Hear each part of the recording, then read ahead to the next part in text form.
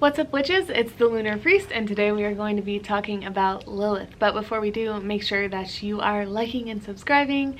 And also, I write tons and tons of blogs about this type of stuff. If you're more of a text learner, you're probably not since you're on YouTube, but I make very in-depth quick reference guides on my blog at thelunarpriest.com, and I also make tons of quick content on Instagram at thelunarpriest.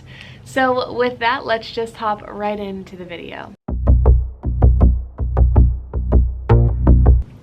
Lilith is one of the most honored dark goddesses, I would say. She was definitely the very first goddess and dark goddess that I ever worked with. I think also the terms dark and light are kind of beneath her, if you will. Now, if we dive into the theological approach to Lilith, she is featured in very many religious stories, myths, etc., and she is definitely demonized, definitely the queen of succubi, the mother of succubi. She's often blamed for a lot of like young guys' wet dreams and Catholicism. She's blamed for a lot, okay? I know that one of the most like popular stories about her is kind of that she was the first wife of Adam. She was made equally to Adam also. They were both made out of the dirt rather than like Eve being made out of his rib. Lilith was made equally to Adam, so they were made of the same substance. She was the exact counterpart, if you will, the feminine to the masculine. Now, Lilith refused to submit as much as Adam wanted to. She wanted to be on top, if you will. She was kind of bossy. She was running her mouth a little bit. She had a little, she had a lot to say. She was definitely more of a Martian. She had more of that Mars energy than Eve did. So we have all these gender scripts coming into play in religion that kind of have these identities and these ideas, I guess, that we follow, and that is one of the very first things that one might work with Lilith because of, is that they don't want to follow the script anymore. They don't want to be so domestic. They don't want to be what society tells them to be as a woman. Lilith is going to assist women in taking a lead role, allowing us to speak out, talk about our desires, our needs, because she was cast out of the Garden of Eden. She was quite literally kind of this sacrifice for women to start expressing themselves, to start saying, I don't want to be the submissive one. I don't want to follow this role. I want to embrace myself above all else. I want to call on protection and validity from within myself rather than from a man outside of me, or this monotheistic approach of, this someone's going to save me, rather than I have, what I need within to just be and just to exist, and I don't need anyone's approval or validation. Because she literally did that to God, right? So when we work with Lilith, we're usually working with her to break these gender scripts or these expectations that we've embedded into our psyche, into our subconscious, that say, we need to be X, Y, or Z, especially as a feminine being. Lilith wants us to have a enhanced sexual experience. She wants our pleasures and our desires to take the front seat sometimes, and not that life should just be this self-centered, narcissistic, masochistic, sadistic, it shouldn't be this like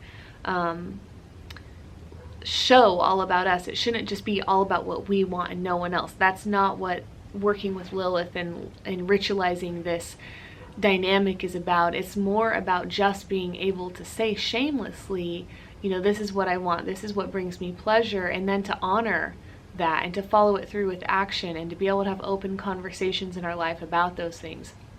So one might work with Lilith when they are just wanting to bring in more sensuality, more desire, more boldness, more ability to speak the mind, more ability to be sexy, to not hide our sexiness, our sensuality, our creativity, our embodiment as a woman, to be able to rise above and dismiss anything that tells us we aren't allowed to be that, right? So I did a lot of the I think, like spiritual embedded stuff in my last video about Lilith, where it was more of an activation, but I did want to make this video to kind of shine a light very quickly on who Lilith is and how she kind of came to be this goddess in our society now, because of course we had this dogmatic view of Lilith that is totally man-made, and you know, all of this really is word of mouth between people.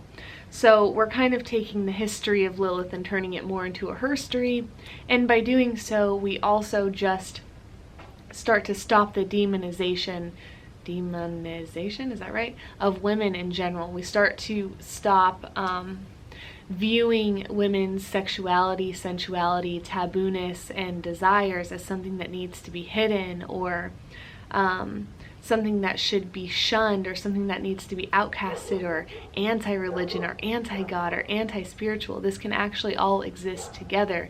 We can be highly sexual beings, and we can be intuitive, pure, beautiful, and wholesome. We can name what we want, and we can also be an excellent housewife. Like, all of these things can exist together. There is no script that we need to adhere to, and working with Lilith kind of enhances that and portrays that, and is symbolic of one adopting those things into their life. So again, it's not about being bad, it's not about being dark, it's not about even being taboo. It's more just about being okay with what we really want, and knowing that you know, this archetype has gone to the depths to honor herself and to honor, you know, what she really wanted, and to stay true in her power no matter what. And that's kind of the energy that you call in when you start to work with Lilith.